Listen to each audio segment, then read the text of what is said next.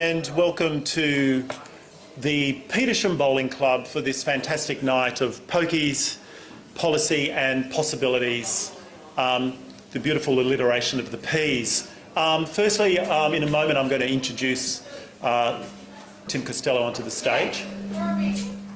But firstly I'd like to acknowledge that we are on Gadigal land of the Eora Nation, and we acknowledge Indigenous leaders, past, present and emerging, and tonight I'd like to hope we can tap into the deep roots of meeting and thinking and problem solving. So we're here tonight to have a conversation, and that's what it's going to be between the two of us, but I'll tell you who I am in a moment, and I'll tell you a bit more about the bowling club in a moment. But I'd like to introduce the Reverend Tim Costello, who is one of Australia's most respected community leaders and sought after voices on social issues, leadership, ethics, and I'm sure there's quite a lot of other things he gets asked to talk about, which could be another interesting conversation. For 13 years, until 2016, he was Chief Executive Officer of World Vision Australia, but it's in his current role that he's here, and he, in his position as the Alliance for Gambling Reform's Chief Advocate. Does your business card say that, Tim? It's a great title, is it? Chief Advocate.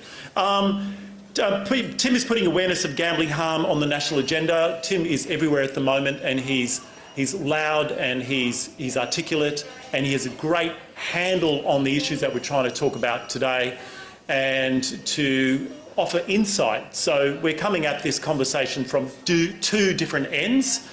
So Tim's got lots of other hats, okay? And if you were to look up everything that he's done, he's on so many boards and so many meetings, and he's patron of so many fantastic think tanks and charities and stuff. And I think he's almost a patron saint pretty soon. If Australia could bring back sainthoods, if we ever had them, which would be a bit weird, being a reverend.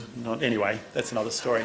So I would like to introduce Tim Costello to the stage to join me up here.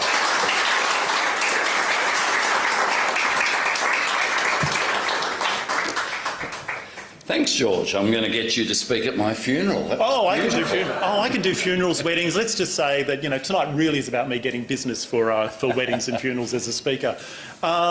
So let's just frame tonight and how it's going to work. Okay. So I'd like to firstly just give an introduction to the club, because I think place is really important for this conversation about why the Petersham Bowling Club has stepped into this debate about pokies and really offer an alternate conversation to what is generally touted out by the pro-pokey clubs, which is, we need them for staff and we won't survive, etc., etc. So for 16 years, I've been a part of this club, and we removed the poker machines in 2007.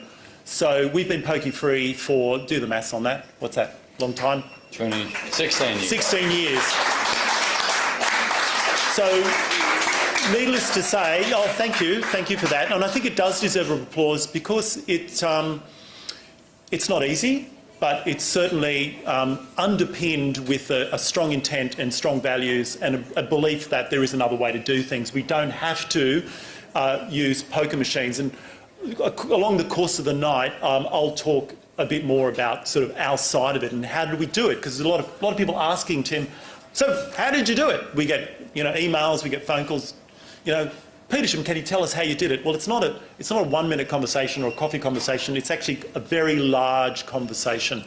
So the Petersham Bowling Club is a community-run club. Just to give you some context, this was a club that had poker machines where we sit right now. This is now a stage, and we'd like to think that we killed the pokies and put the music back into the clubs, which is a great turnaround. So this was a club that was failing, even though they had poker machines, and I think that's a very important thing to note. Pokies do not save you necessarily, and I know Tim's got stats on and lots of figures around that. So it was a club that was failing, but it wasn't engaging with its community, so they just thought development was the only way demolished the clubhouse that we're in. We'll talk about the room in a moment. The top green, put townhouses on, new clubhouse on the bottom green, and a fake green on the roof. So that's overdevelopment. And as community, we kind of got engaged with that, and we went, actually, you know what? That's not what we want. And we fought it. It was a tussle, and basically we took over the club. Something I tell people sometimes, it was like a coup in a way, where of new ideas taking over sort of old ideas that no longer worked, and the place was more valuable than that. So that was 16 years ago. I became president of a bowling club. I didn't bowl. None of the board did. None of them were in clubs. None of them were in hospitality.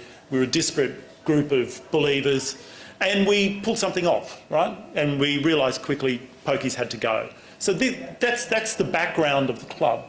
A little bit of background from me. I'm an academic, so I'm actually Dr. George. There we go. So if you have any ailments up here, Tim, I can cure you of those. As a reverend, you can do the last rites, and I'll make sure that you don't have to do that. I'm an academic. I work in the creative industries. I work in entrepreneurship, and I teach in that space. But I'm also creative producer, maker, just general roustabout doer. Doing things. So I love ideas and I love to explore them. So this is a great place for ideas to be explored. So that's the club, that's me. So we're going to split those 3 P's up. I was thinking about it, Tim, how do we approach it? So there's pokies, policies and possibilities. So pokies, we're going to get Tim to frame the problem, if you like. Well, I think that's maybe I'm layering some emotion into that word, that there's a problem. Let's just give us the stats, Tim. Is it a problem? Right, and if it is a problem, what sort of problem is it? And give us some picture around that about pokies and what they do and how it works and the whole system around that. Then we're going to jump over the policy bit, right? Because policy is really about what are we doing? What are we going to do about it? Well, we're going to jump to the possibilities, which is we'll give you our lived experience of running a club without poker machines, which is the possibility of being pokie-free. So, and then we're going to open up to some questions. We'll bring them a bit later on. We've got a microphone, and hopefully this will offer some enlightenment to those who are thinking about how do we become pokie-free. Maybe it's a whole club, maybe it's a board member who wants to convince people. And hopefully we can offer you some insight. I'd just like to say we're live streaming tonight, so for those of you who are online, thank you for watching and listening. And I'd like to just acknowledge we've got Channel 10 The Project, who were here today doing some filming, talking to Kate, who I'll invite up a bit later on. And they're filming this whole thing to cut into a story that the reporter Hamish McDonald is doing, which should go to air Sunday night. Very exciting. So what does that say? There's a lot of interest in the story. So, Tim, what's the story here? What's the story? What's going on? What's the problem with pokies? Yeah, so let me start by saying my grandfather was an SP bookie. My father could always pick a winner in racehorses. I didn't start out with DNA, as people think, because I've got Reverend in front of my name, being against gambling. What happened for me was in 1993, working as a lawyer and a Baptist minister in St Kilda. I went on to be the mayor of St Kilda. A woman walked into my office. Pokies had just been introduced into Victoria, 1992. They've been here in New South Wales since 1955. The only 2 places in the world that had legalised pokies were Las Vegas and Sydney. Today... They're almost proud of that. Listen, did you hear that crowd? They went, oh, wow, that's nice. No, I think they were shocked. You were that shocked, were they? No, I thought they went, oh, us in Vegas, that's nice. And the shock will continue when I say that the 2 places in the world with the most pokies today are Las Vegas and Sydney. New South Wales has 40% of all the world's pokies in pubs and clubs. Let me repeat that, 40% of all the world's pokies in pubs and clubs. I personally don't have an issue with pokies in casinos. They're destination gambling. You intended to go there. When they're on every 3rd block, like here, you intended to shop. You've got an extra half hour on your parking after finishing your shopping. You go, oh, I might just go in because they're everywhere. 2 Productivity Commission reports said, why does Australia have the greatest gambling losses in the world? And we do. The answer, accessibility. We are, you in New South Wales are the frog in the water that gets heated up until it's boiling. So pokies, so normal, it's everywhere. This is absolutely bizarre. On world terms, absolutely abnormal. In my legal office in St Kilda, a middle-aged woman walked in when pokies were introduced in 1992 in Victoria, unlike 1955 here. She was middle-aged, she didn't smoke or drink, she'd never ever been in trouble with the law. She had stolen $60,000 from her employer and asked me to represent her in court.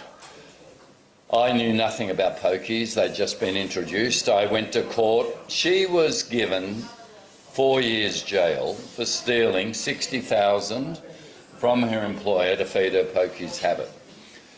I was shocked. I visited her in Tarrangower prison, and as I visited her in prison, I asked myself this question: how does a middle-aged woman who's never drunk, smoked, no addictions, never been in trouble with the law, end up in jail for 4 years? How's that possible? That actually led me to write a book in 2000 called Wanna Bet. It led me to explode the gambling industry's myth, which I believed. That myth was Australians of all people on earth just love to gamble. That's why we have the greatest losses, 40% higher losses than the nation that comes second. I discovered in the literature the Chinese claim to be the greatest gamblers, the Kiwis claim to be the greatest gamblers, the Irish, it goes on and on. Yeah. So this notion that we of all people are baptised at birth into eucalyptus oil and a punt, and it's in our DNA, is complete BS. I discovered actually we have the greatest losses because we have the most pokies anywhere in the world. The most accessible pokies, utterly bankrupt, failed policy. So it was only after that, out of a personal encounter with that woman, that I then started going, so what is it that's addictive about these machines? If you'd watched Ka-Ching, the Pokies Nation by my dear friend Neil Lawrence, who did the Kevin 07 campaign, who refused to do Gillard's campaign when she was Prime Minister because she pulled out of Pokies reform, terrified by New South Wales clubs who ran a vicious campaign against it. Neil's doco showed the brain scans from MIT, Cambridge.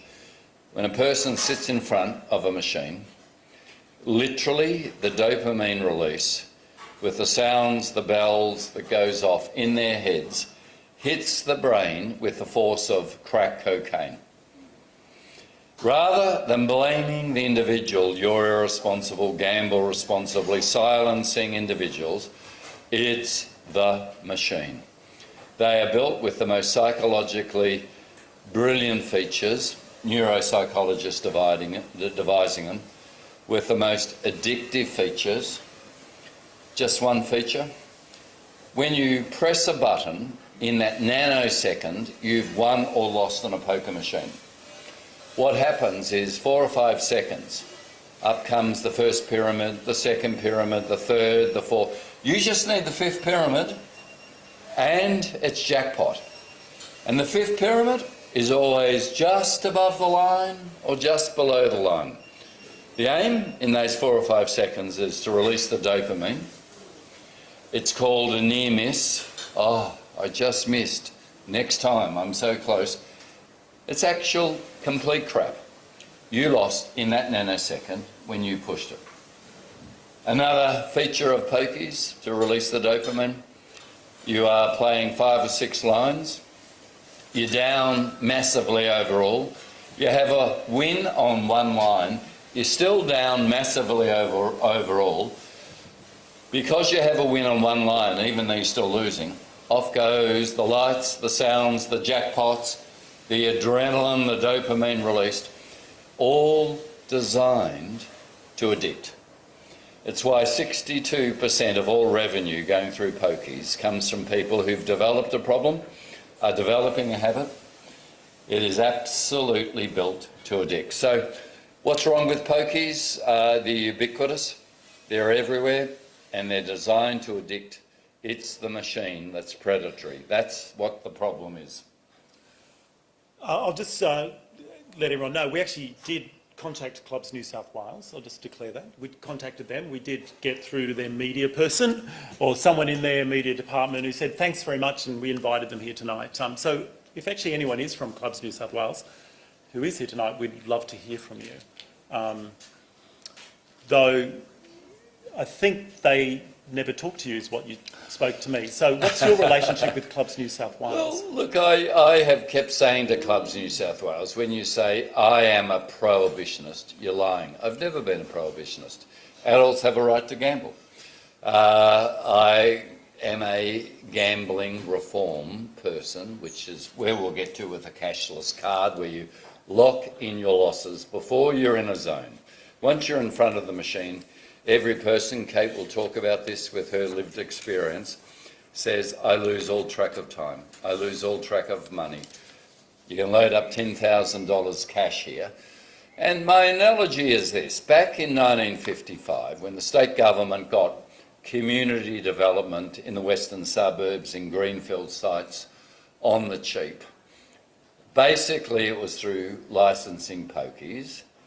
It didn't do the damage that we see today. It was 2 shillings into a machine, pull a one-arm bandit. You couldn't do fast money and fast losses, and the state got money, and without the state government having to pay, they could say, well, you got community facilities in the club with the pokies.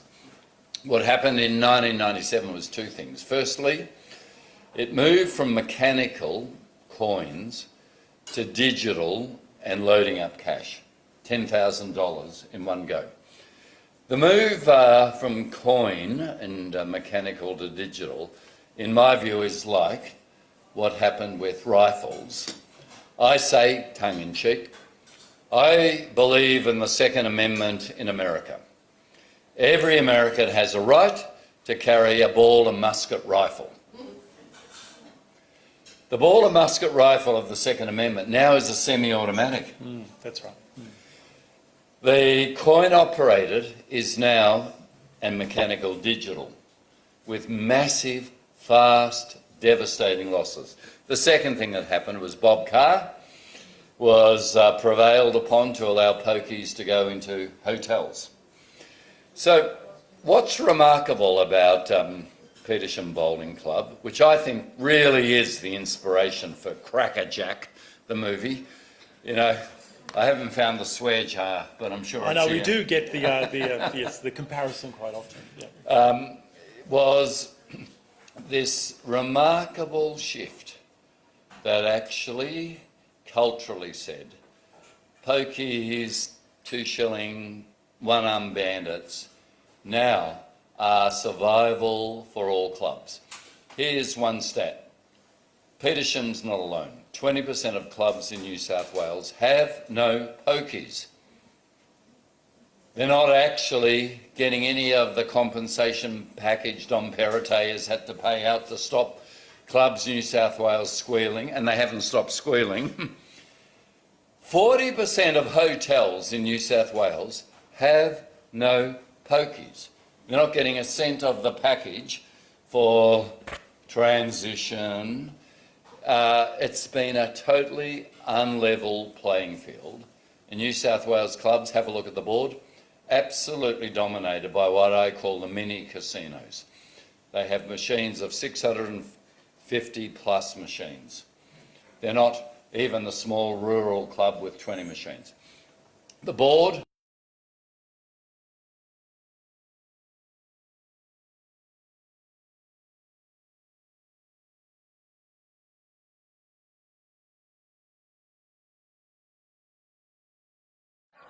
1.5 million. Been voluntary Totally. for 16 years. Yep. So this is community. This is the glue of music, of relationship. These pokies built on addiction, predatory, massive, obscene salaries in the poorest postcodes, transferring money from the poorest and addicted to the captains of gaming industry. This is a rort. We are being played by these clubs and these hotels. Now, it was interesting because when we first took over in 2006, we went to Clubs New South Wales because we didn't know. Like I said, we had no experience with clubs and that. And we wanted to find out, we wanted to do the right thing, so we looked to the clubs for information. So we went to Clubs New South Wales because they're the people you'd think to go to, but they wouldn't give us any information until we joined, so it was like a $900 fee or something. We were talking about a club which had very little revenue. And then that was the information. So we used to have poker machines here, and they said your poker machines are, they're out of date, no one really wants to play them, so you need to spend about $20,000 or so to upgrade them, to make them more relevant, basically new gaming machines, and then you can subsidise your food and drink, and that's it. And it's like, wow, so that's it, that's the model. So, I mean, if you just put your business hat on, you just go, so that's it. So we have to exploit one part of our community to subsidise the food and drink for another part of our community. So firstly, we have to find those people to exploit. So we have to put all our energy into exploitation, because that's what you have to do. You have to funnel them into the room to exploit them, which takes a mindset, and you have to think, well, who are those people? It was interesting because I was invited to speak up at Bangalow Bolo, and because they were in trouble, a bit of financial trouble. They needed a new roof and had a bit of money that they needed, so they were looking to one of the big clubs who offered to merge with them.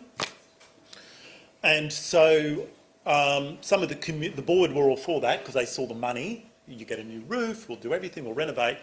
And some of the community just said, no, we don't want that. So I was asked to speak on behalf of the community. It was quite interesting. So I had Kerry O'Brien. I showed up and I thought it was 20 people, and it was suddenly Kerry O'Brien and 300 people showed up. I went, whoa. But in the end, I was talking and I just went, if you go down that road where you align yourself with one of the big pokey places, it comes at a price. Usually, well, first is control. You lose control. You no longer have a say in your own destiny. And then for me, as sort of in the creative and design aesthetics, I'll go, who's going to control what your club looks like on the inside? Because most of them are horrible, let's face it. They're all this pastiche kind of same architect who failed, did those. So you lose control of how it looks. But then I said, you know what, they had some pokies. And I said, are they going to be enough pokies? What's your deal going on here? Then I said, they're going to want to return, okay? There's got to be something in it for them. Or what's in it for them? So then it's literally, I go, so when you have a room full of people, I go, so which one of it's terrible English, so which one of you in the room are going to nominate to play those machines? Because that's how this club will operate once that you are merged with a big club. The money has to come from somewhere. So which one of you is it going to be? And it's like you have to look around to your community and go, if you have an exploitative model of business, which pokies are, you have to decide who you're going to pick on. So you can either go, well, actually, you know what, Petersham, we actually like the people around here, we love everyone, so we're going to have to get people from outside our community to do that. And we're going to have to get them in so that we can subsidise food and drink. What is interesting, I thought it was interesting, when Tim arrived here, Tim went to the bar and bought a drink and went, wow, that was cheap. And it's cheaper than some clubs who subsidise their food and drink. So we don't subsidise our food and drink. We just provide, things at a fair price, which is often less than the pokey places. So there's this myth that they are subsidising, right? But when you go to places, it's very rare that I go, hang on a sec, this steak in this place is still $28, $30. That's nice. Where's this? I want my subsidy, I want my subsidy and I want it now. Like, what is going on here? So, there's a lot of myths in here. Yeah. There's a lot of, and they're saying you'll lose jobs, we'll lose that. So what's the story? Will we lose jobs if pokies are thrown? No, you'll create jobs. So the last piece of economic modelling was $1 million spent on hospitality creates 20 jobs. $1 million spent in retail creates 10 jobs. $1 million going through the pokies is less than 2 jobs. In other words, pokies are a job killer. When pokies open up, small businesses working hard actually lose business. Pokies are the locusts appearing in the orchard and destroying your crop. And your point is really salient. What pokies do, apart from anything else, is massive laziness, passivity, lack of any thinking about a business. So one fact, Canterbury Bankstown Leagues Club. There it is with gold bathrooms and gold taps because being not-for-profit can only spend on yourself. Isn't there a rainforest in there? There's a rainforest, the most surreal rainforest you'll ever see, in Bankstown Leagues Club. There's childcare next to the pokies. It doesn't get more bizarre, more surreal and bizarre. And Canterbury football team is basically in the red. The Broncos and Storm, 2 NRL clubs, no leagues club, no pokies, they are actually in the black. The pokies actually literally deaden. They're relied on addiction. It should just work. You just keep exploiting people who are addicted. They completely kill any imagination, which you've shown here, George. I think that's probably, maybe it's a step from that. So I think we've probably framed and pokies are a problem. I think that's very clear, and there's a lot of myths around them. So it's interesting when I always use the term lazy income, right? It's lazy. They're anti-business, they're anti-innovation. Okay, which I always find interesting because the government always says, we want to innovate. We want innovation, state governments. We want to innovate. We need thinkers to innovate. And then they go down that road because what you're doing is you're putting all your energy into your business is to ensuring that people come through there because that funds everything else. So you have to, your thinking is in a very, very narrow frame. So what happens then? So what happens? So when we remove poker machines and you take them out as a stream, an income stream, even if so for those who are thinking of transitioning out of pokies, or you're going, oh, how can we, what should we do? You have to isolate it in your mind, okay? So you have to have the intent that you want to get rid of them, okay? So firstly, you have to have intent. If you don't have intent, then it's going to be problematic. There's those who, yes, so we won't, and you'll always sort of, the pokies will pull you back in because it's lazy and the money comes in. So you have the intent. It has to be a board has to agree and go, yep, let's do this. Okay. So you might have to still run your pokies for a bit because you've got to wean yourself off them. We went cold turkey. We went cold turkey. I just say cold turkey. We were in there. I remember being in here with the machines and there were people playing them and someone wanted the money and I didn't know how to do it and sorry if gaming, sorry. It's just like I did that and I just went in there and because I wasn't interested in them. I remember being in there and somebody I couldn't get the money to pay and so I went and got the keys and me and the punter opened up the machine and we were in there and we're trying to get it to work and I was in there going, oh, I don't know, we're trying to press a button and it couldn't clear it and so then so I shut up and I went to the bar and I just gave him the money out of the machine. Here you go, take your money. And I went, but the machine's still active and it's got the credits. So I went up in the crowd, I've got to get rid of the credits. So I started to play it to get rid of the credits. I wanted to run it down, so I was just hitting it. And then in the end I went, this is nuts, because I actually started to win. So sorry, and I just went, I'm glad. They were so stressful. They were so stressful and I went, this is inherently wrong. So I literally went to the wall and turned them off at the wall. Right? And I went boom, and they went off. And I remember as the board back then, we just went, could we just turn these off? Like we don't want these. We don't want to funnel through them. We're not doing that. We don't want to go down that road. Okay. So as soon as you do that, sales was literally, we're going off. Get rid of them. So we went sort of, cold turkey, if you want to call that. I don't know. It wasn't. We just weren't even attached to them. We knew that they were inherently wrong for business, and they weren't going to save the club because the club needed saving. So when you remove them and you turn them off or you wean them down and you isolate in your mind and your intent goes the other way, you have to then start to think like a business. It's a business. Clubs are businesses. I know you're in the business of servicing your members. You're in the business of living up to your charter, which is bowls or golf or whatever it is, or return soldiers, you know. Yep. Don't even get me started on those RSL clubs. We'll go there in a moment. But so you have to satisfy that, or if you can't, and you realise, like bowls, if you want to, I mean, I don't know how bowls clubs do it. If someone comes along and they're in their 70s and they have 1 middy of drink and they sit on that all day, and that does not keep those greens going, and you go, so you have to think of something else. So you have to change your mindset and think, well, what else can we do? And as soon as you start thinking in a business, innovative, entrepreneurial mindset, so I think all clubs should be entrepreneurial. They need to open up their minds to what's possible. You need to look at your club as a building and land and facilities that are available 7 days a week. I don't know, 5 a.m. till whenever you can get as far as you can in the evening. Not for pokies, but for other activities. If you can't think of what to do for all that time, bring in other people from the outside. Sublease a space, bring in someone who creates events. We've brought in lots of curators. We've had film nights. We just started a book club. External creator, it's a club event. They can do it. They'll bring it in. You do different things. So you start to think outside of what's going on. And I think importantly is recognising that you have members. So members are people who join because they value what you do and they want to be part of it. There's social members because the rules are in clubs. It's different for pubs. Anyone can walk into a pub, and in a club you've got to live within 5Ks, there's rules, and you've got to become a member.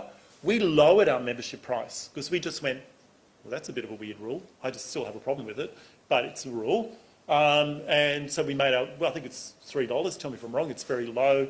And we lowered our associate, which is the higher voting one, just to get people through and allow them to declare their support for the club. Can I jump in here and say what you've done is what Western Australian clubs have done from day one.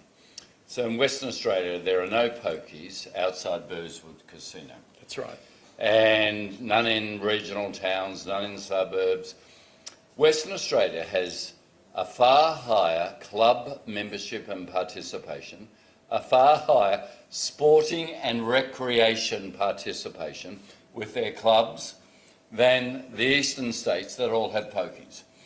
What really you're telling me is the pokies in the eastern states, particularly New South Wales, you're the belly of the beast here, have said, if we want community and we want participation and grants to sport, we have to have pokies. Pokies gifts us community. The lie to that is Western Australia, the only state where club life, participation, sporting, recreation is much higher than here with no pokies because they're doing what you just said you've done here. Yeah, and I think the word there is maybe activation. So you're activating lots of things. You're activating ideas. Yep. So you have to have ideas. You've got to sit around going, well, what are we going to do? So you activate ideas, trial and error. Not everything's going to work. And you bring people in. It activates conversations with your neighbours, conversations with your community. Now I'll talk about community in a moment because I think that's it's a fraught word, but I think it's an interesting word. It activates risk. Yep. And I think this is important. So you have to activate your risk gene and go, we're going to try things. We don't always know how it's going to go. Okay, it's actually called life and it's called business, and this is actually how it works, and you have to trial and error things. But you trial and error, you listen, did it work? Did people like it? Did people come? Did they come back? So that's sort of what we did with lots of conversations. And I'll just flank that with, when we took over, we traded in the red for 7 years on a $30,000 overdraft. So there's risk. Showing up to board meetings every month going, are we trading insolvent? Really need to know, it's kind of important, No, it's not. We're cool, we're paying our bills. So in year 7, we clicked into the black, and we've been in the black ever since. Slight dip during COVID, but then everyone did. But we've been on a trajectory. So we increased our turnover 700% in 10 years. Okay, so that's, and I'm really proud of that. And that's just, it's trial and error, people coming in, creating a space to come through, introducing things like we brought in the music, we built the stage. It wasn't always this stage. It used to be on the ground and we didn't really have lighting and the thing was here and, you know, we didn't do everything at once. And eventually we got people in. What that does, you need to bring in people to your club or to your pub that are not just your neighbours, that come in for something and they walk in and they go, hey, this is pretty cool. I like what's going on here. I feel like I'm part of something. I feel like there's people here interacting with people, which I think really what a club is. It's a place of interaction. And they go, oh, I like this, I'll come back. And then they come back and then they bring friends and it kind of builds. So it takes time, but it builds. I salute you. Do you think I could ask Kate at this point, as a person who actually has lived with the experience of gambling damage, what it's like to actually know there's a place you can go where there aren't pokies? Would you be able to talk to that, Kate? So what I'm going to do is, oh, yeah, I got it. Yep, thanks. I might just bring you up here, maybe next to me, if we get a bit of light on your face, so you can tower over us, Kate. And can you see Kate, or does Kate need more light? Let's do that. Let's bring you in. Is that better? Can we see Kate? Maybe she sits. Have a seat here. Come over. No, you sit there, Kate. Oh. You sit there, and I'm just going to crouch. Sorry. I think it's amazing to have the possibility of having social spaces without pokies. It was something that wasn't even an option for me as an 18-year-old. Everywhere I went in Sydney, there were pokies.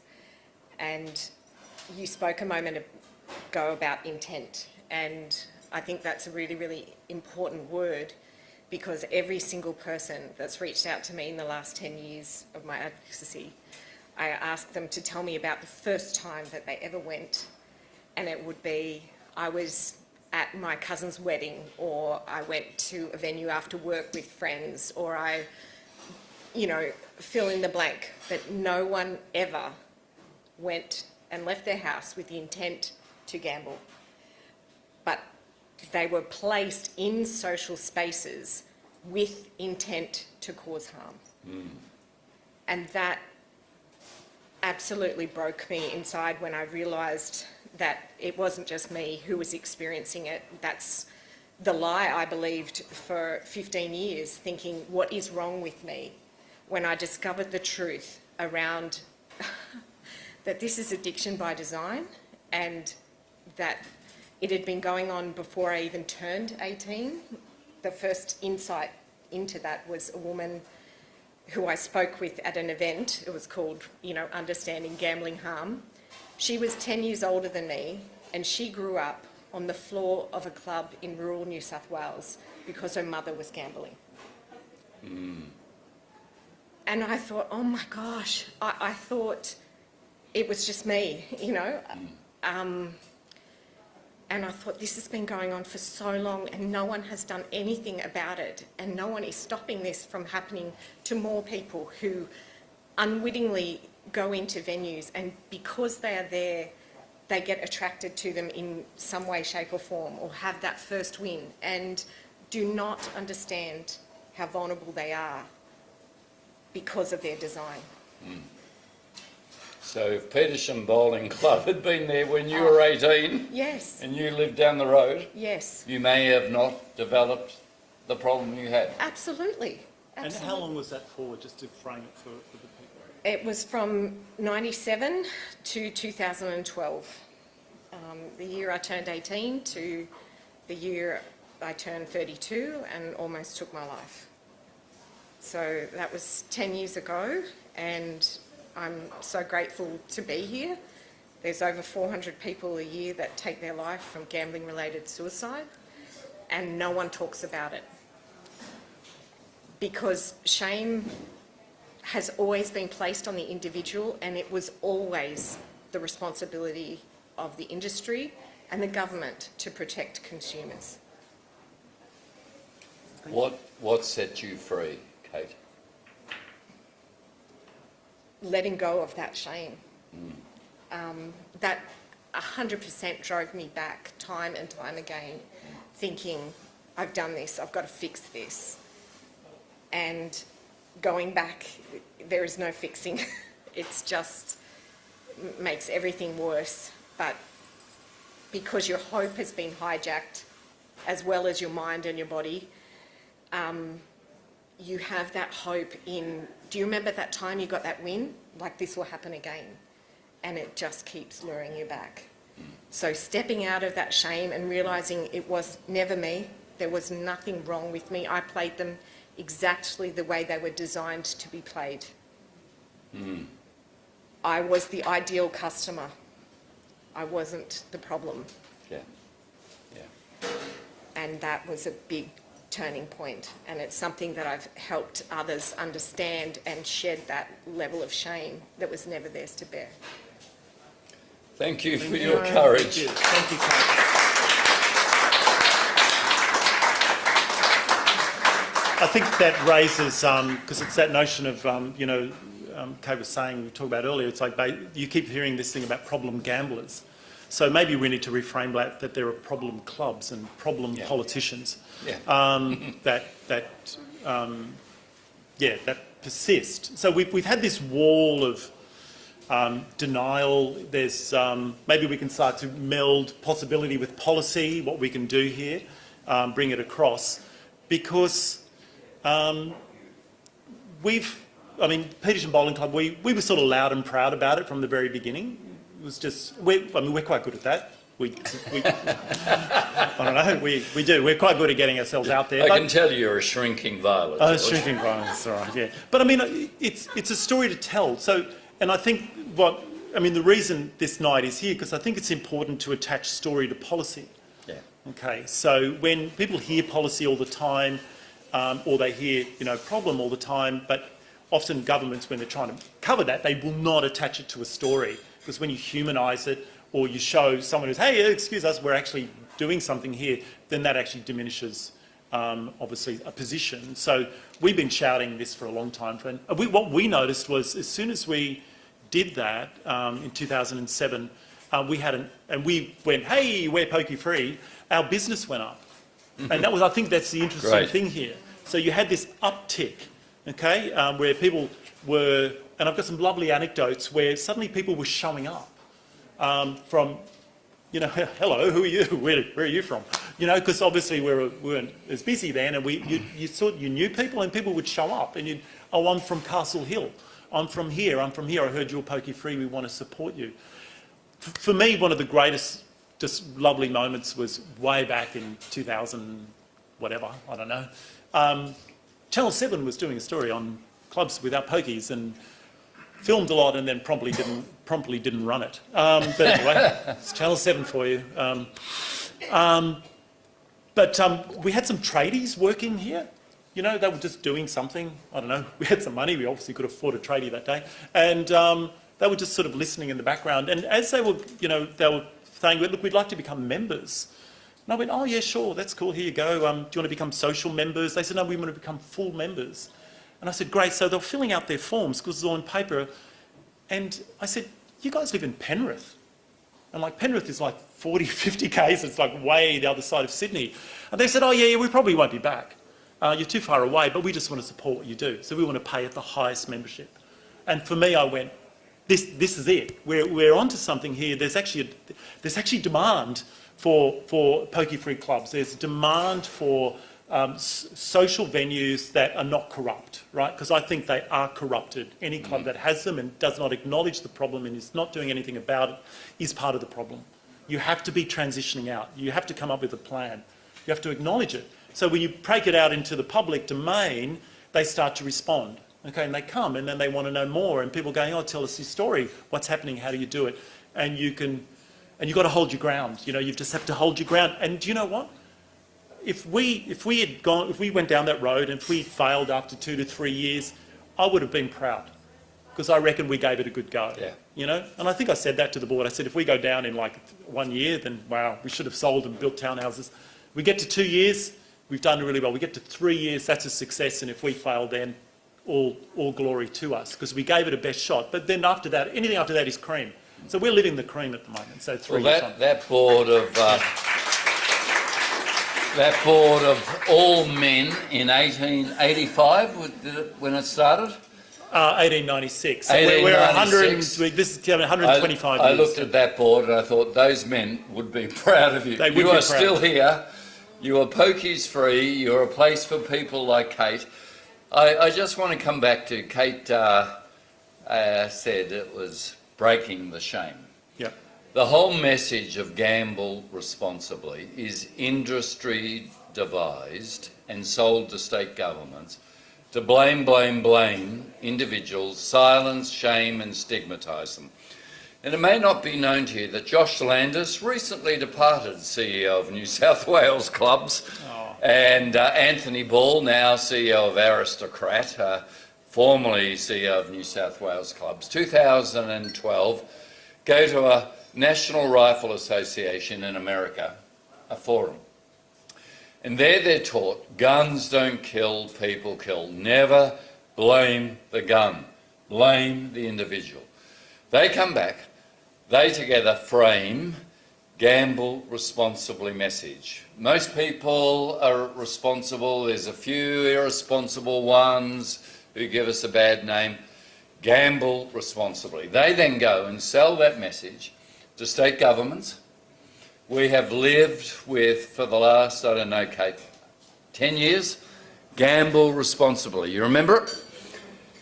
Let me say, the only group in Australia that's against responsible gambling is New South Wales Clubs.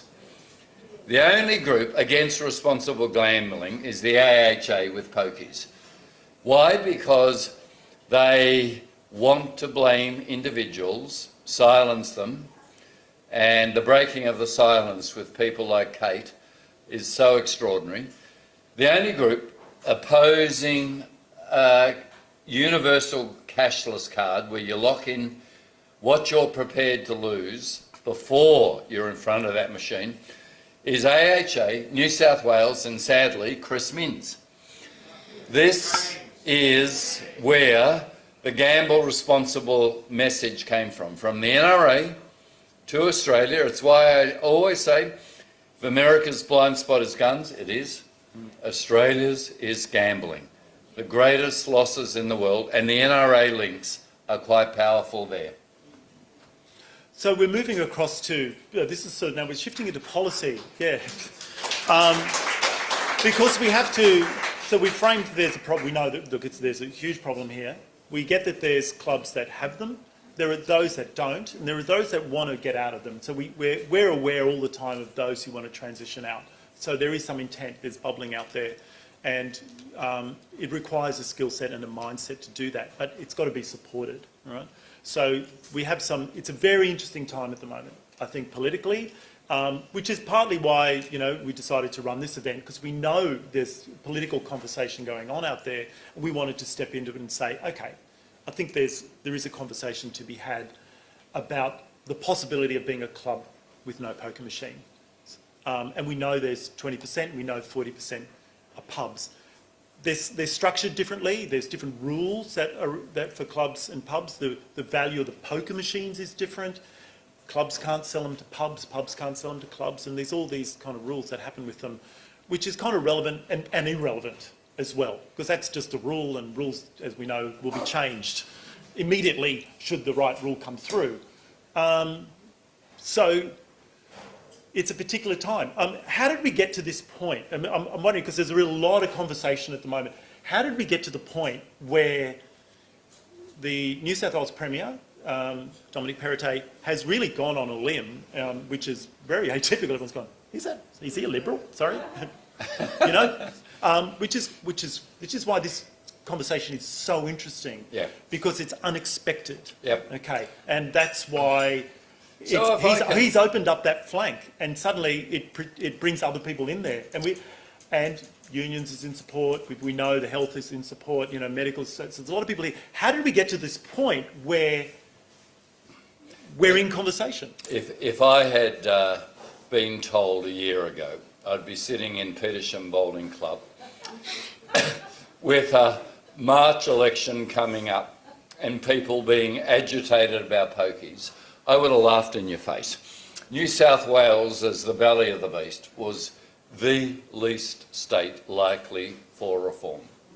Any other state where from 1955 you hadn't had this deep culture, entrenched culture of clubs and pokies, and everyone loves their club. Oh, I get a $10 Palmer and a cheap midi, and oh, the clubs hand out a bit of money to We don't. local... Sorry, you won't get a $10 Palmer here. Sorry. They hand a bit of money to the local sporting club. It was so entrenched. It was so culturally untouchable. It was what defeated Julia Gillard's attempts in 2013 to bring in what was the forerunner of the cashless card, the Un-Australian campaign. One story, Pete Garrett, who was a minister at the time when Gillard announced this policy, and I were to speak at Rabbitohs. Clubs New South Wales stirred up such a hysterical crowd. We were to debate Alan Jones that night. The federal police rang me and Garrett. They said, you have to pull out. We said, what? You have to pull out. We cannot guarantee your safety. They are so hysterical that they're going to lose their cheap Palmer. You're attacking their holy place called the club with its pokies. We pulled out. Garrett and I pulled out. That's what it was like. So how do we get to this place? We had a premier, and most of you know I'm the Costello who's slightly on the left side of politics. There's another one? Apparently there is. Wow. How do we get to this place? I was quite staggered that Dom Perrottet refused to sign an MOU with clubs. Until now, clubs, New South Wales, demanded and got before a state election an MOU with both sides of politics that if they got elected they wouldn't have any pokies reform, any increase in tax, no change. You tell me what vested interest ever gets MOUs before a state election. Well, I'll tell you which one. One that has a $95 billion turnover in New South Wales, the pokies industry. Perrottet, to his credit, refused to sign it. So Mins then, oh dear, he couldn't look like he was signing it. The next step in this was a sleeper. And it was the sleeper of Victor Dominello who first proposed the Gillard model, which is a universal cashless card. 2 productivity commissions have recommended this. Both looked into gambling, 1999, which I got my brother as treasurer to get up, one in 2010. Both said a cashless universal card. Perrottet did not, I think, quite know that before he removed Victor Dominello from the gaming ministry at the demand of Clubs New South Wales, when Dominello said we need this cashless card, Clubs New South Wales went ballistic. They demanded his scalp. It was the first time I talked to Perrottet. I said, Victor's right, save him. He said, I can't. New South Wales clubs are too strong. I said, what if I talk to Mins? This was last year. He said, try. I talked to Mins. Mins said, Tim, look what they did to Gillard. We don't touch clubs. We don't touch clubs. Basically, both the Premier and the Leader of the Opposition were telling me who runs the state of New South Wales. That's what they were both, quite unguarded, telling me. So, Dominello lost the gaming ministry because he suggested a cashless card and Perrottet had to remove him. What I don't think New South Wales Liberal candidate quite took in was the time bomb Dominello did just before he was removed from gaming was to ask the New South Wales Crime Commission to look into pokies. That was a 12-month investigation. Everyone forgot about it.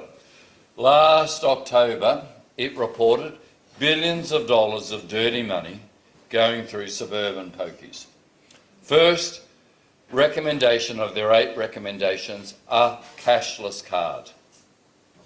Suddenly, pokies, which were always able to be dismissed when it was problem gamblers, well, they don't have to gamble, it's their own fault, it's a choice, moved from that to going, wait on a minute, billions of dollars of dirty money. That means the people selling drugs to our kids, the people who burgled my house and got hot goods and need to cash it in by putting $10,000 to explain their inexplicable sudden wealth from selling hot goods, get a cash from the bar, police can't touch them. Wait a minute, all of us in New South Wales are potentially affected. That time bomb going off with the New South Wales Police Commission report, the Police Commissioner coming out, the New South Wales AMA coming out for the cashless card, the Royal College of Surgeons coming out, and Gerard Hayes, the Secretary of New South Wales Unions, coming out and saying we have to have a cashless card. Suddenly, Min's terrified, asked clubs literally, oh, what do I say? I'm not verballing this, I actually know this. Just say you'll do a trial of 500 machines. Guess what New South Wales clubs did back in 2013 to defeat Gillard? Oh, we'll do a trial, a trial of a few machines. Let me tell you, we've had 10 trials in Australia. They all work. This notion of Min's that we're going to do another trial is pure Clubs New South Wales propaganda. Kicking it along grass. A voluntary trial is as useless as voluntary brakes when you buy a car. Oh, you're buying a car? Would you like brakes? Oh no, it's cheaper if it's voluntary, I won't have them. All crims do, or people who have a gambling addiction because of stigma, they won't ever sign up for a voluntary trial. They'll just go to the 90,000 other pokies that aren't part of the trial. It is a complete and utter nonsense. Dom Perrottet on this has led.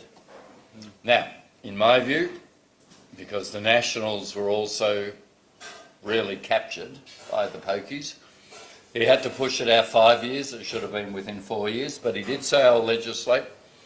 He's paid, in my view, far too much for the transition, for $344 million to clubs, pubs with pokies. Well, Petersham Bowling Club's not getting a cent of that. I'm a bit outraged. Yeah, it's interesting. Not a cent of that. We get nothing from that. So those who are doing the hard work, trialling that, there's nothing in that for us. But he's had to do that to get the Nationals on board, to try and stop this amazingly powerful industry that really does run the state. I mean, sorry to say this, I'm a Melbourneian, the car engine's running, so I'll get out of here as soon as I say this.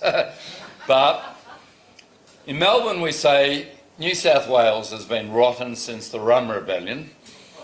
Actually, it's been rotten since, really, pokies in 1955. You really do have a shadow government running this state.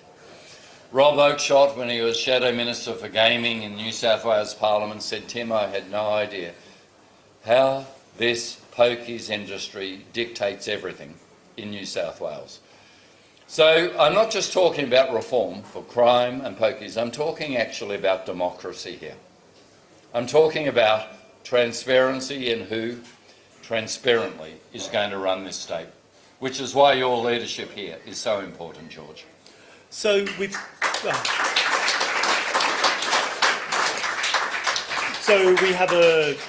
really, I mean, it's down to, I mean, we have, the Greens have a very strong pokies policy, and I have to say they launched their policy from here. Very principled. Very principled. They launched it from here. We have, seems like Perrottet managed to bring his cabinet over to it and agree to it. That includes the Nationals. He had to buy off the Nats, but... He had to buy off the Nats, but there's money in there for some, not for us. There's some independence, I think, but other than that, obviously... Well, Teals and independents are basically on board. On board, yeah. My dream as a Victorian without a vote is a minority government here. If you get a minority government, the cashless card will happen, and I think a lot of other good things might happen too. Yeah. So, and it's interesting because we want change, right? We all agree. Change is absolutely important for a society and a democracy to exist. We need change, and it can happen in multiple forms within governments, changes of governments, etc. You have to evolve, and you've got to think what's happening. So we have a Labor government who is still beholden. They're just, I mean, for me, I just don't get it. I mean, really. I mean, if you're worried about clubs attacking you, because if you suddenly switch, Well, they can't attack every seat because basically every seat's got, it's either got Greens, it's got Liberal, it's got National. Labor also have big pokies clubs. They've got big pokies clubs. The Randwick Labor Club and... They do, etc. Labor are rather... And might I say to my Labor friends here, a whole lot of them have been ringing me saying, this is bad. Can you find an MP that will support the cashless card? I will give big donations. I'm talking 20,000 above. Yeah. Not one Labor MP is broken. Which I find interesting because, people go, oh, you're in the inner west, it's different. I go, well, sure, if there's people of principle around us, there's seats around us, and you go, well, just declare it. Yeah. I have a real problem with towing the party line necessarily when you have to go against, when it feels it's so morally wrong. I don't think you should. I think you should break free, but that's me. Yep. That's probably why I'm not in a party. So we need to put, really, so I suppose, for this to happen, and we're really talking one part of this issue, because we're not talking about getting rid of poker machines. No.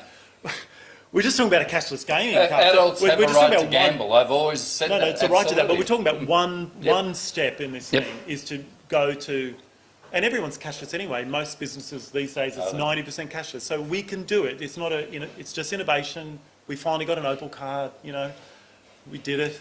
We have a fishing licence, a driving licence, we can tap it's away, all we can do all online. that. It's not hard. I mean, so this is not, and look, cashless cards are going to come.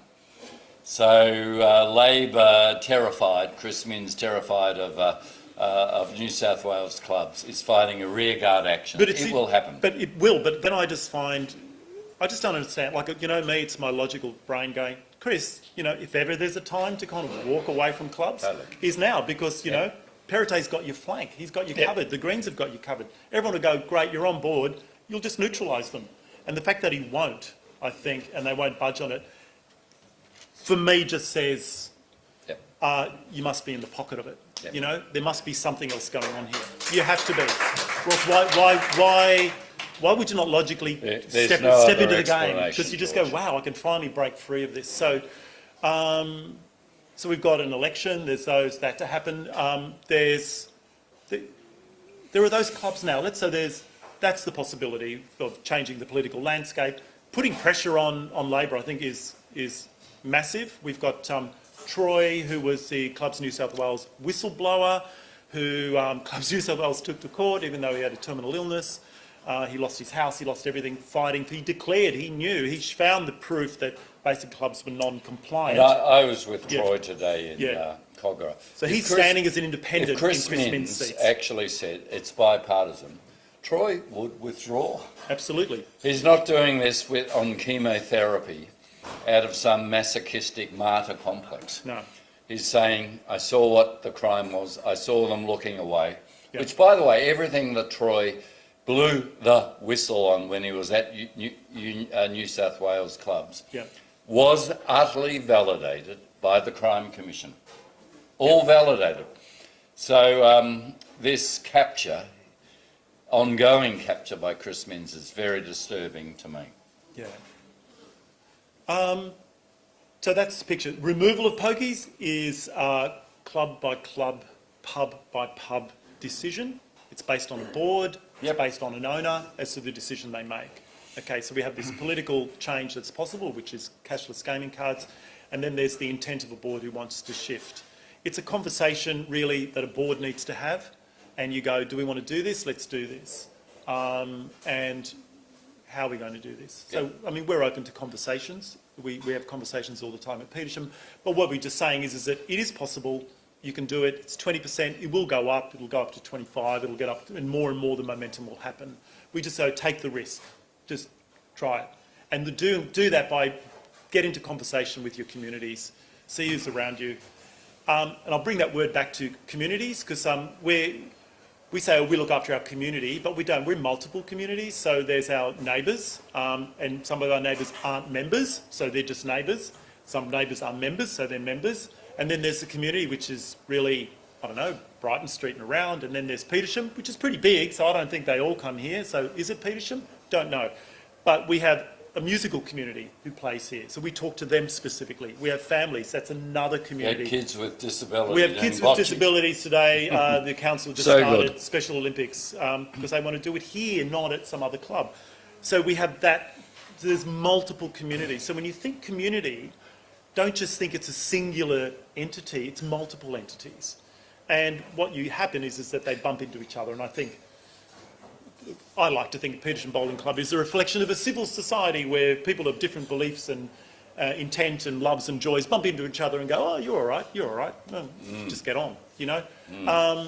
I know, call me crazy. But so there's multiple communities. So if you're thinking that, you've got to go, who else can we bring into this space? So the buildings are always more important. The people are more important than the buildings. And I think this is a really clear thing to understand.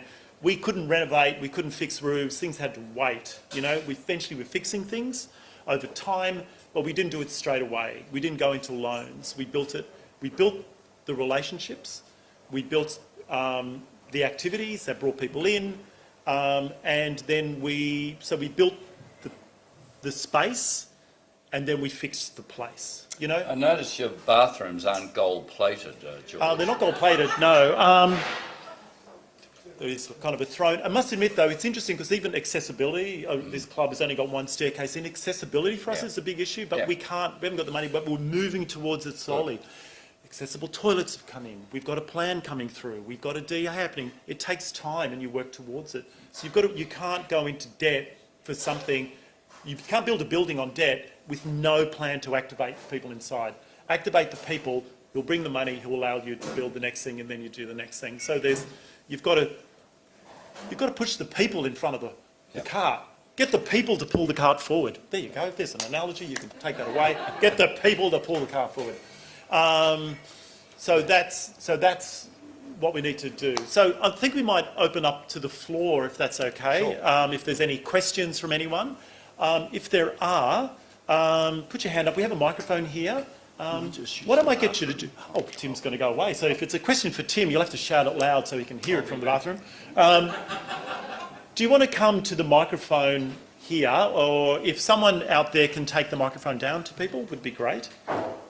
It's a bit of a bar. I thought they're all going for the microphone. They're all rushing to the bar. They're all going to the bar.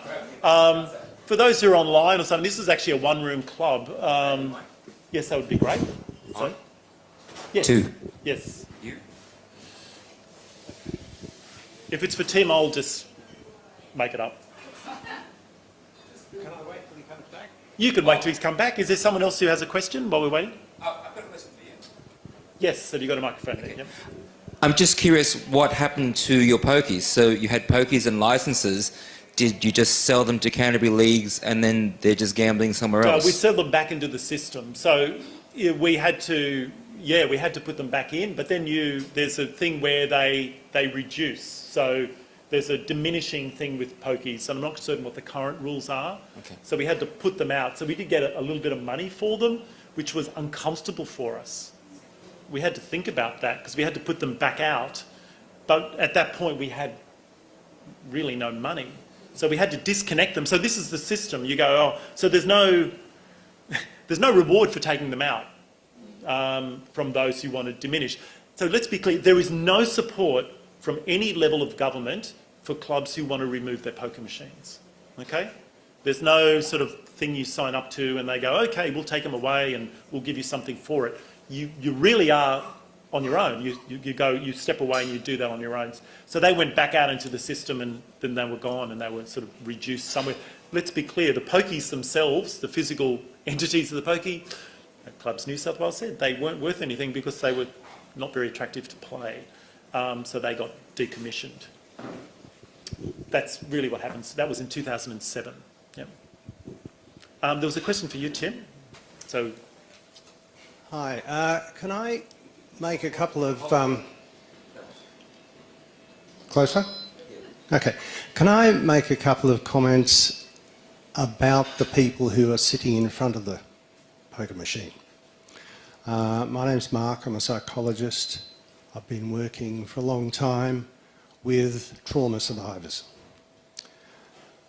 These are people who have childhood trauma, emotional abuse, physical abuse, sexual abuse, growing up in violent families. They carry with them the emotional memories of the trauma. And for those of us that don't have that sort of history, we don't understand that that level of emotional trauma is as severe as physical pain. Some survivors of abuse carry that pain into adulthood, and their level of emotional pain is such that they have to deal with it. Some will deal with it medicating it, alcohol, drugs. Some people will deal with it by distracting themselves. There's a machine that enables people to distract themselves from the emotional pain of trauma. That machine is called a poker machine. As Tim mentioned before, and I do thank you for standing up for these people. As you mentioned, the design of the machine is specifically to take you away from what is going on in your head. And if what is going on in your head is agony, you're a sitting duck. You're a sitting duck to continue to use that strategy of distracting yourself. The lights, the sounds, the motions, the profit motive, easy access to some alcohol. And those machines, as I said, are specifically designed to enable the person who's sitting in front of it to distract themselves from what's going on. And one of the awful ironies is that one of the hangovers of childhood trauma is shame. And as Kate mentioned before, becoming dependent on poker machines, as it is with alcohol, is an enormous source of shame. So the strategy they're using to overcome their shame increases their shame. And people who sit in front of those machines hour after hour are using a coping strategy that significantly worsens their situation. And I think it's really important that we remember and acknowledge the significant percentage, not all obviously, but the significant percentage of people who are sitting in front of those poker machines being victimised and re-traumatised by the venues that use them, by the industries that produce the poker machines, and by our government in New South Wales that continues the strategy of actually abusing citizens. Thank you for that. Can I say that one of the things that really brought home to me what you said was actually in Kaching, the Pokies nation, which was shown on ABC. You can still get it and see it today. And it was the story of Carolyn Hogg, then a Labor minister, who moved the motion and spoke to it to introduce the Pokies to Victoria. And as Kaching then goes on to show, Carolyn Hogg lost a daughter to suicide. And she was traumatised. So she'd been a social worker, an MP for 20 plus years. And then she says, what are these clubs where I helped introduce pokies? I don't understand them. I'll go in. She tells the story of going in, sitting in front of a machine, And the trauma of her daughter suiciding suddenly was gone. In the zone, which is the word so many, and Kate can talk about it better than me, where you lose all sense of your problems, anxieties, challenges, the zone was anaesthetising, calming. Carolyn Hogg, the MP, who moved the motion and saw it introduced, got addicted to pokies and lost everything. And she talks about it was because of trauma. Trauma that actually seemed to provide an antidote. And the extraordinary thing about pokies, we say, oh, it must be uneducated people who don't know better. Well, one, they're traumatised, as you've said. Two, I know professors with Doctorate George who got addicted to pokies. It's not this rational thing of, oh, well, the odds are I can't win. I'd be better buying shares in, you know, the pokies industry than playing them. It's not rational. It's dealing with trauma. It's dealing with pain. Thanks for your comment. Thank you. Any other comments? Because we are getting close to the end of the night. So, I just have a question here. Thank you. Yes. Thank you, George, and thank you very much, Tim, for this excellent presentation.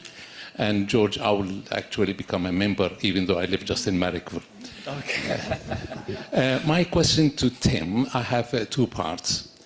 My name is Wael Sabri, and I work at Sydney Local Health District here in Sydney.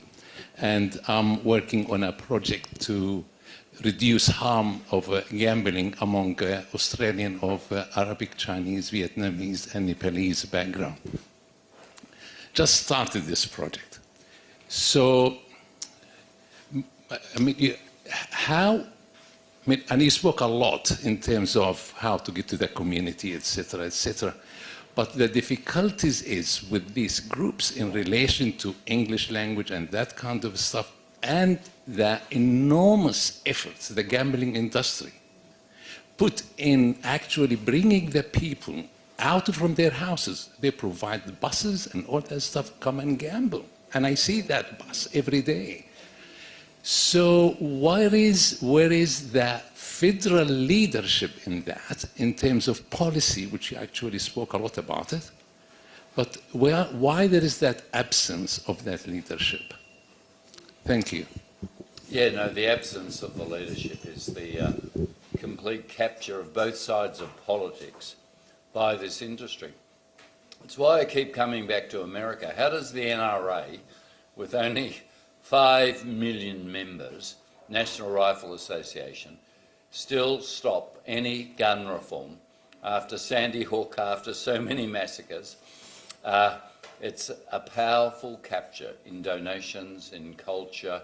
The culture there, of course, is, but we need to be free. We need to defend ourselves. America was born really at the time of John Locke on liberty, the notion of freedom. So they have, the gun lobby, wrapped themselves in that freedom notion. The Australian myth, as I unpacked it with gambling, was Australians of all people love to gamble. We were convicts in the Antipodes, thrown into the driest continent on earth that was harsh, and life was a gamble. And the industry has then written that into the mythology, then with its donations captured both sides of politics. So, to answer your question, we actually have to break the paradigm. This is where I'm very hopeful. In my nearly 30 years of advocacy on this issue, I've never seen a time like this. The media have sniffed out, we are getting played. I was doing 7:30 report this afternoon. Monday night it will be Four Corners on gambling, focusing on what's happening. Suddenly, gambling is being seen as what tobacco was. It's now being seen as having pulled a massive con job. Still legal to smoke, but we don't actually allow it to be so accessible, to be so advertised. You know, just take online sports betting. 943 ads a day on free-to-air TV. That's before cable, that's before social media. Italy and Spain have banned all sports betting ads. The UK, which has a few ads, has 14 sports bet ads a week. We have 943 a day. And the utter failure of leadership to protect, in this instance with sports betting, 80% of 10-year-olds know the logos, the jingles, the odds of NRL, AFL. There's not a 10-year-old that has watched sport without thinking it's brought to them by gambling companies. Other nations have said, it's an adult product. Imagine if kids could tell you the brands of Marlboro and Rothmans and what are other cigarettes, George? Oh, I never smoked, never. Imagine, it's an adult product. That's unbelievable. How did it get to this point? So the answer is the lack of leadership has been because of utter capture, tied to a cultural myth, which is crap about Australia and gambling, greatest gamblers on earth, tied to donations. I know when Chris Minns was debating, should we take Clubs New South Wales donations anymore, he and others were saying, well, we'll only take it from clubs that have more than 200 machines. And someone thankfully said, that's crap. How? You'd either take it or you don't, you know. I was very disappointed with Elbow. Is this Elbow's electorate here? This is, he spun DJ discs just over there. Elbow was asked our about man, yep. the cashless card and Pokies reform. Oh, he said it's a state matter.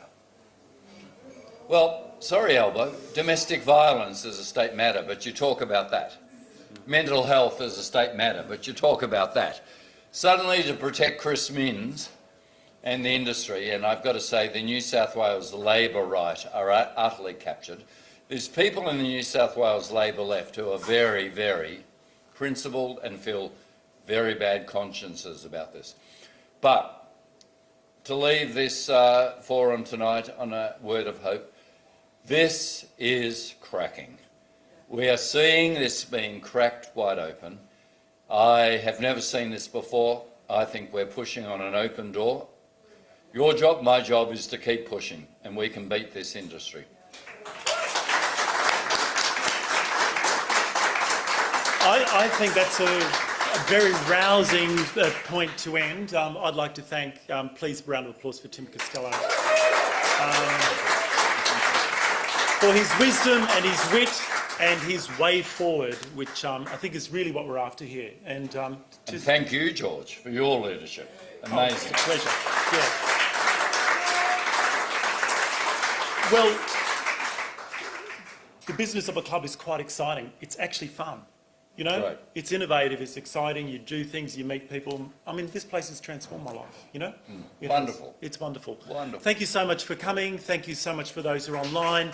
Thank you, Channel 10, for the project, for being here. This has been Facebook live streamed, which will, this whole video capture will go onto our Facebook page. If you want to share it, please do share it with other people, those, so that we can keep the conversation going and loud and proud. Thank you. Okay, and good night. Oh, and do become members and come back, of course, you know, yes. Well done, George. Thank you, Tim. That's wonderful.